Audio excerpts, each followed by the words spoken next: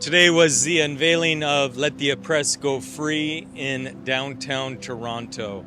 In the center of the city, at the University of Toronto, Regis College just installed the 20-foot sculpture on the theme of human trafficking. It's an amazing day, and the sculpture is now going to start doing what it's meant to do, and that is to create awareness of human trafficking in Toronto.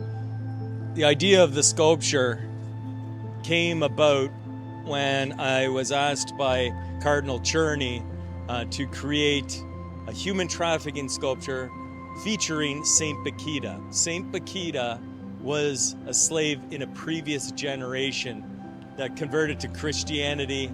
She got her freedom, and now she is actually the patron saint of traffic victims around the world. As you can see on this piece here, she is letting the oppressed go free. What better person to do it than a previous slave from a previous generation? She's opening up the underground and letting all the people that are slaves today free, including such people as the child beggar, the child bride, many different sex trafficked, but also the domestic worker, the hard laborer. It was interesting because when I first started working on this project, I realized that there are many faces to human trafficking. It's not just the sex traffic.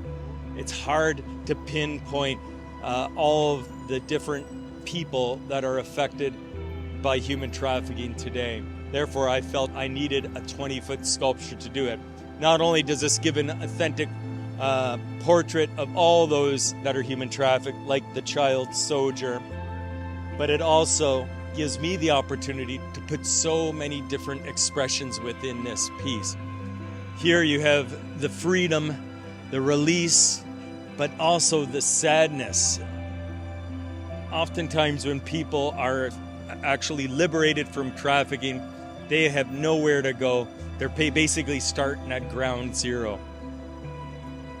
It was really a heartbreaking project to actually create this piece. And throughout the process, I realized that's one of the reasons why human trafficking thrives and continues to be in the underbelly of many different cities around the world, because it's a nasty subject matter and it's easier not to look at it. While having this sculpture right here with people from around the world coming, it kind of, in a sense, gives them the opportunity to look at the faces of those people that are oftentimes invisible within our society.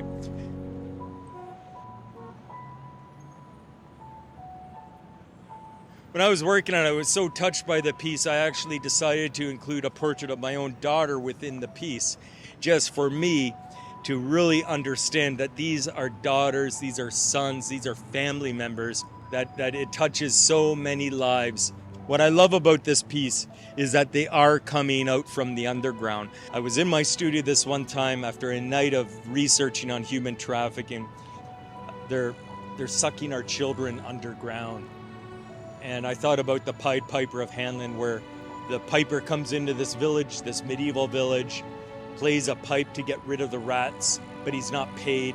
So he plays another song with his pipe, and the ground opens up and the children get sucked underground. People say that was a symbol of the Black Plague in the Middle Ages. And I thought, well, this is the plague today, human trafficking. And so to have that same symbolic hole in the ground, but here they're coming out. It emphasizes the idea that human trafficking is in the underground of this city and other cities around the world. Midway through working on it, I read a quotation from Pope Francis, and he said, "Human trafficking will always exist if it's kept underground." And so hopefully by this sculpture, artistically bringing them out from under the ground, creating that awareness, hopefully will be the start to changing the world so people will be conscious and aware of this evil within our society. It's not art for art's sake, it's art as a function, it's a tool to create awareness here in this city and hopefully many others around the world. The first cast of the sculpture was installed this past year in the hometown of St. Paquita, a town called Schio outside of Venice. And it's absolutely phenomenal because this is where she lived and this is where her tomb is today. And so to have the connection between the original piece and this one here and others in other cities is a link. Hopefully it's a link that will grow in time and be very much symbolic that human trafficking is a problem around the world. Another cast of the piece, a smaller cast, was installed in St. Patrick's Cathedral, New York City, this past St. Patrick's Day. That day was the day that was chosen to unveil the sculpture of St. Paquita in the cathedral in New York City because St. Patrick himself was human trafficked. So now in the center of New York City, there is a smaller version of St. Paquita letting the oppressed go free.